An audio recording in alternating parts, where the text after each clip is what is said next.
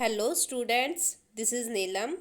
Dear students, आज की इस वीडियो में हम कवर करने वाले हैं क्लास 8 से हमारा चैप्टर 6 है ह्यूमन रिसोर्सेज के बारे में।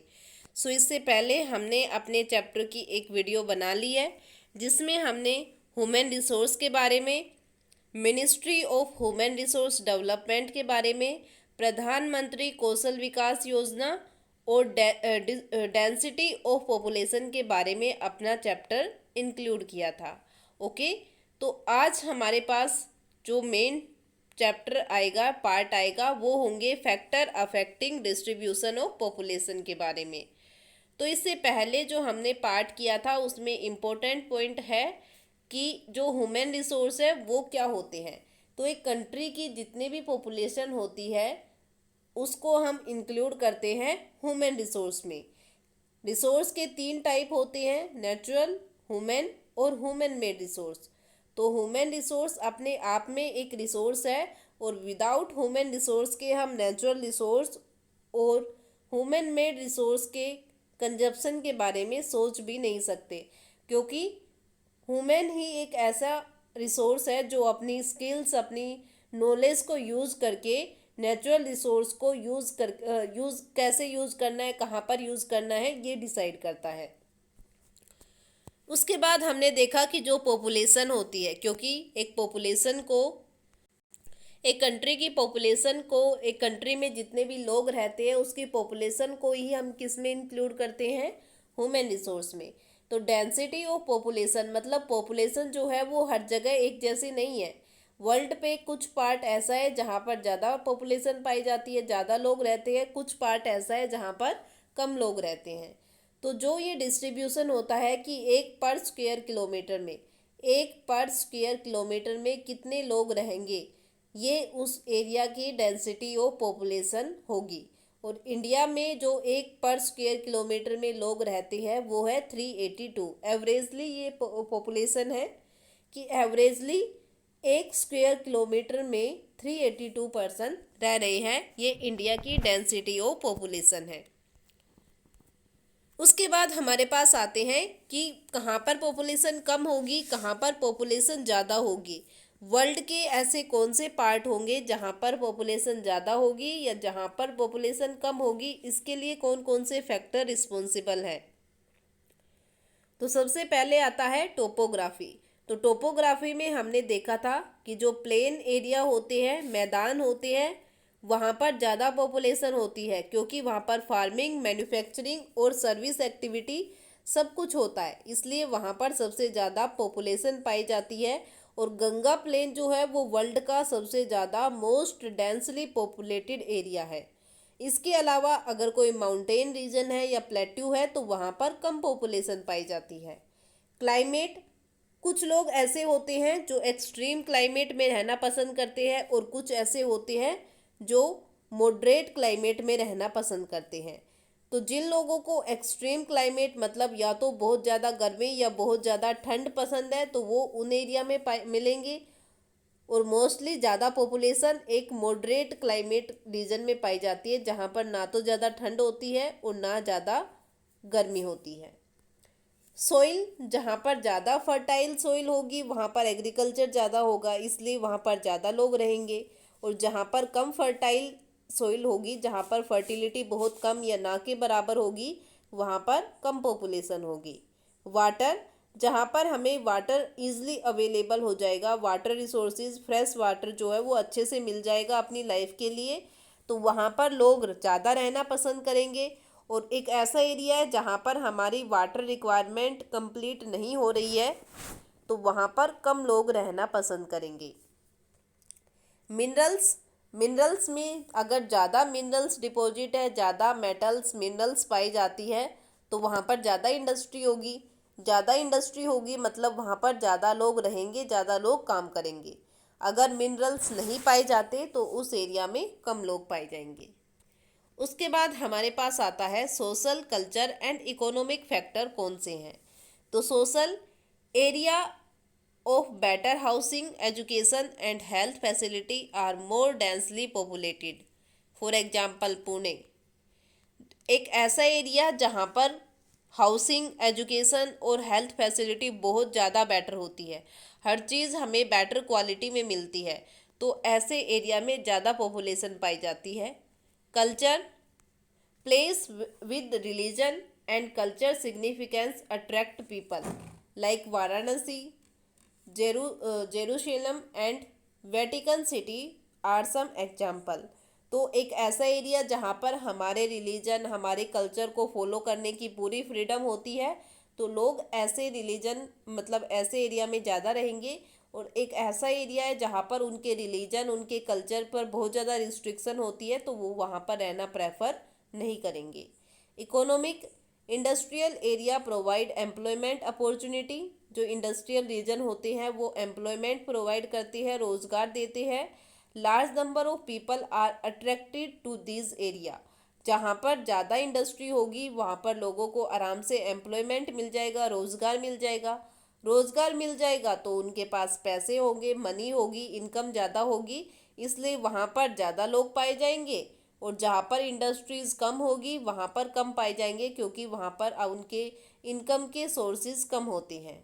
ओके, तो ये था वो फैक्टर्स जो एक एरिया में कहाँ पर पॉपुलेशन ज़्यादा होगी और कहाँ पर कम होगी, इस बात को अफेक्ट करते हैं। उसके बाद हमारे पास आता है पॉपुलेशन चेंज का topic. Okay, population change. The population change refer to change in the number of people during a specific time. तो जो पॉपुलेशन चेंज होती है उसको कैसे डिफाइन करते हैं, उसको कैसे पता लगाते हैं? तो population change refer to the change in the number of people during a specific time. मतलब एक एरिया में कितने लोग रह रहे हैं, एक टाइम बाद कितने लोग वहाँ पर बच जाते हैं। ठीक है, कुछ ऐसा होता है ना, कुछ लोग ऐसे होते हैं कि वो माइग्रेट कर जाते हैं, या कुछ ऐसे होते हैं जिनकी डेथ हो जाती है, कुछ ऐसे होते हैं जिनका जन्म होता है। तो ऐसे करके एक एरिया की जो पॉपुलेशन है वो चेंज होती रहती है। तो वो जो चेंजिंग का पार्ट होता है उसको हम बोलते हैं पॉपुलेशन चेंज। कि कितनी चेंज हो रही है, ज़्यादा हो रही है पॉपुलेशन, कम हो रही है, या जितनी पहले थी उतनी ही है, और वो भी एक स्पेसिफिक टाइम में। ये देखेंगे कि एक साल में पॉपुलेशन घटी है या पॉपुलेशन बढ़ी है, या जितनी थी उतनी ही रही है। तो इसको हम इंक्लूड करेंगे पॉपुलेशन चेंज में। The world population has not been stable. World की जो पॉपुलेशन है वो कभी भी स्टेबल नहीं रही है, कभी ज़्यादा होती है तो कभी कम। It has increased manifold as seen in the figure. जो फिगर हमें दे रखी है 6.3, तो उसके अकॉर्डिंग चेंज होती रहती है। This is actually due to change in the number of birth and death. और जो चेंजमेंट है वो सबसे ज़्यादा आता है कि कितने बच्चों का जन्म हुआ है और कितने लोगों की डेथ हुई है। तो ये सबसे मेन फैक्टर होंगे दोनों पॉपुलेशन चेंज के। For an extremely long period of human history until the 1800, the world population grew steadily but slowly। तो यहाँ पर बताया कि 1800 के बाद जो पॉपुलेशन है वो बहुत ज़्यादा ग्रो कर रही है। Large number of babies born but they dead early too. तो यहाँ पर बताया कि काफ़ी ज़्यादा बेबीज, बच्चों का जन्म होता है लेकिन डेथ भी उनकी जल्दी हो जाती है। This was as there were no proper health facility. और ये इसकी वजह से है क्योंकि जो प्रॉपर हेल्थ फैसिलिटी उनको नहीं मिल पाती, हेल्थ इश्यू की वजह से उनकी डेथ जल्दी हो जाती है। Sufficient food was not available for all the people. हर इंसान के लिए जो एक सफिशियंट फूड होता है वो उनको अवेलेबल नहीं हो पाता। Farmer were not able to produce enough to meet the food requirement of all the people. Farmer जो होते हैं उनके पास भी इतना फूड नहीं होता कि वो सभी लोगों की रिक्वायरमेंट को कंप्लीट कर सके। As a result the total increase in population was very low. और इसकी वजह से लोगों की डेथ हो जाती है और जो पॉपुलेशन होती है वो कम होती है। इन 1804 the world population reached 1 billion. 1804 में पॉपुलेशन 1 बिलियन हो गई थी। 150 years later in 1959 the world population reached 3 billion. उसके बाद 1959 में पॉपुलेशन 3 बिलियन हो गई। This is often called population explosion, और इसको हम बोलते हैं पॉपुलेशन एक्सप्लोजन, कि एकदम से पॉपुलेशन इंक्रीज हो गई। In 1990s 40 year later the population doubled to 6 billion, और इसके बाद तो 40 साल बाद इन 1999 में तो जितनी पॉपुलेशन 40 साल पहले थी उसकी डबल हो गई। The main reason for this growth was that with better food supply and medicine death was reducing will the number of birth still remained fairly high. और ये सब किसकी वजह से हुआ? क्योंकि जैसे जैसे टाइम बीता नई टेक्नोलॉजी आई, फूड सप्लाई लोगों को मिलने लग गई, मेडिसिन्स बनी नई, डेथ कम होने लग गई, और इसकी वजह से पॉपुलेशन और जो बर्थ रेट थी वो एकदम से इंक्रीज हो गई, और जिसकी वजह से पॉपुलेशन बढ़ गई। Birth are usually measured using the birth rate, और बर्थ रेट की डेफिनेशन क्या है? The number of live birth per 1000 people. 1000 people पर कितने लोगों का कितने बच्चों का जन्म होता है, वो भी लाइव बर्थ, मतलब जो जी रही हैं। कितने बच्चे ऐसे हैं जो जी रहे हैं 1000 पीपल में, तो वो होगी बर्थ रेट। दैट रेट आज usually measured, deaths are usually measured using the death rate, और डेथ्स के लिए हम यूज़ करते हैं that rate. The number of death per 1000 people, 1000 लोगों पर जितने भी लोगों की डेथ होती है वो होगी death rate. Migration is the movement of people in and out of an area. एक एरिया से कितने लोग जा रहे हैं और उस एरिया में कितने लोग आ रहे हैं, इसकी जो मूवमेंट होगी, लोगों के आने और जाने की जो मूवमेंट होगी, उसको हम बोलेंगे माइग्रेशन। ओके, तो ये 3 मेन पार्ट है हमारे पास, बर्थ रेट, डेथ रेट और migration. Birth rate the number of live birth per 1000 people, death rate the number of deaths per 1000 people, और migration is the movement of people in and out of an area. Birth and death are the natural causes of population change. जन्म और मृत्यु ये दोनों natural causes हैं population change की, इनको हम अपने अकॉर्डिंग चेंज नहीं कर सकते। The difference between the birth rate and the death rate of a country is called natural growth rate. एक कंट्री की बर्थ रेट और डेथ रेट का जो डिफरेंस होगा उसको हम क्या बोलेंगे? उस कंट्री की नेचुरल ग्रोथ रेट बोलेंगे। तो जो नेचुरल ग्रोथ रेट होती है वो होती है birth rate minus death rate. The population increase in the world is mainly due to rapid increase in natural growth rate। और जो पॉपुलेशन इंक्रीज हुई है वर्ल्ड की, वो क्यों हुई है? क्योंकि नेचुरल ग्रोथ रेट इंक्रीज हुई है, और इसी की वजह से पॉपुलेशन भी इंक्रीज होती है। एक मेन पॉइंट हमें दे रखा है लाइफ एक्सपेक्टेंसी का। It is the number of years that an average person can expect to live. मतलब एक इंसान कितने टाइम के लिए जिएगा, इसकी एक्सपेक्टेशन लगाना, उसको हम क्या बोलते हैं? लाइफ एक्सपेक्टेंसी बोलते हैं, कि एक आदमी कितने साल तक जिएगा उसकी एवरेज निकालना, वो होगी हमारी लाइफ एक्सपेक्टेंसी। उसके बाद हमारे पास आता है माइग्रेशन के बारे में। Migration is another way by which population size changes.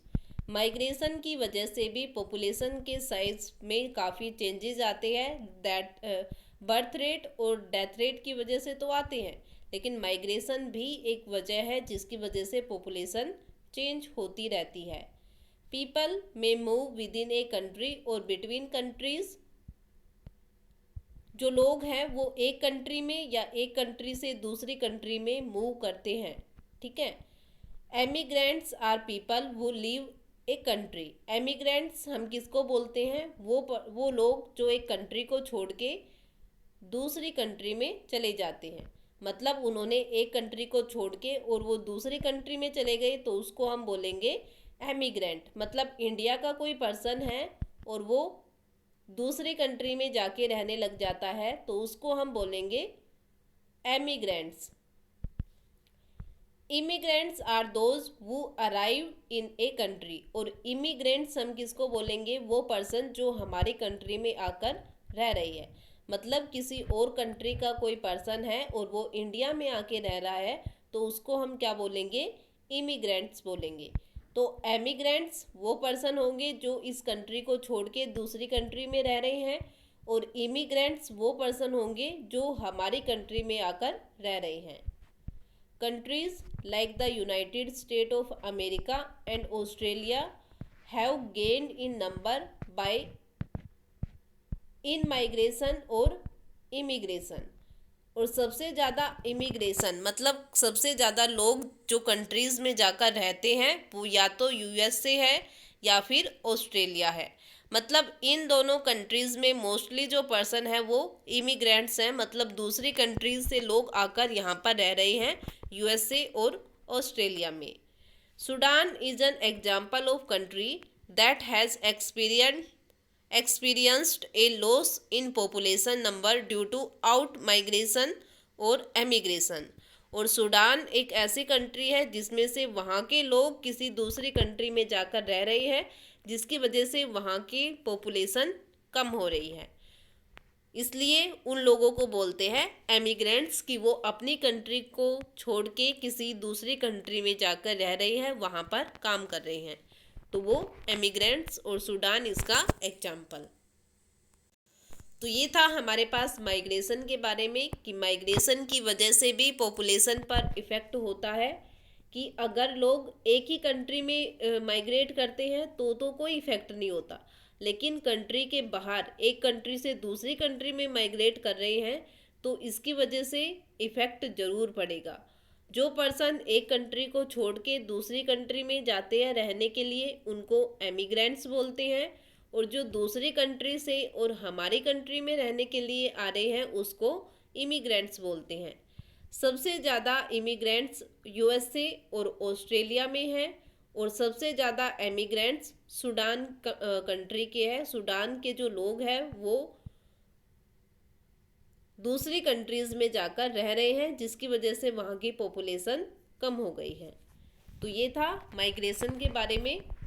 The general trend of international migration is from the less development nation to the more developed nation in search of better employment opportunity.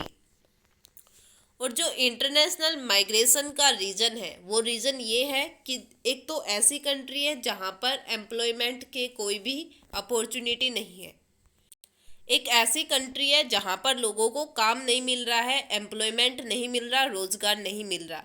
और एक ऐसी country है जहाँ पर काफ़ी ज़्यादा रोज़गार की अपॉर्चुनिटी है, एम्प्लॉयमेंट अपॉर्चुनिटी है। तो लोग क्या करेंगे कि जहाँ पर कम डेवलपमेंट है, जहाँ पर कम अपॉर्चुनिटी है, वहाँ से माइग्रेट कर जाएंगे कहाँ पर? जहाँ पर ज़्यादा डेवलपमेंट है, डेवलप्ड नेशन है, और जहाँ पर ज़्यादा एम्प्लॉयमेंट अपॉर्चुनिटी उनको मिलेगी, तो वो उस एरिया में जाकर रहने लग जाएंगे। Within countries, large number of people may move from the rural to urban area in search of employment, education and health facility। और अगर हम एक कंट्री की ही बात करें कि एक कंट्री में भी पॉपुलेशन चेंज होती है, पॉपुलेशन माइग्रेट करती है। जैसे जो ग्रामीण एरिया होते हैं, जो रूरल एरिया होते हैं, वहाँ से लोग अर्बन एरिया की तरफ जाते हैं। लोग ये सोचते हैं कि विलेजेस से वो सिटीज़ में जाकर रहने लग जाए, क्योंकि उनको सिटीज़ में ज़्यादा एम्प्लॉयमेंट, ज़्यादा एजुकेशन और ज़्यादा हेल्थ फैसिलिटी की अपॉर्चुनिटी दिखती है। इसलिए वो मूव कर जाते हैं रूरल एरिया से अर्बन एरिया की तरफ, जहाँ पर उनको ज़्यादा अपॉर्चुनिटी मिलेगी।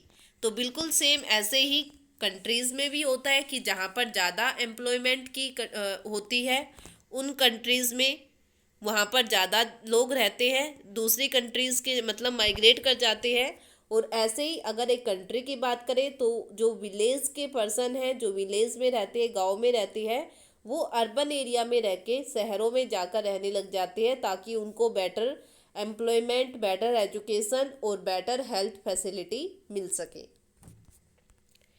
तो ये था हमारा टॉपिक जिसमें हमने पॉपुलेशन चेंज के बारे में देखा।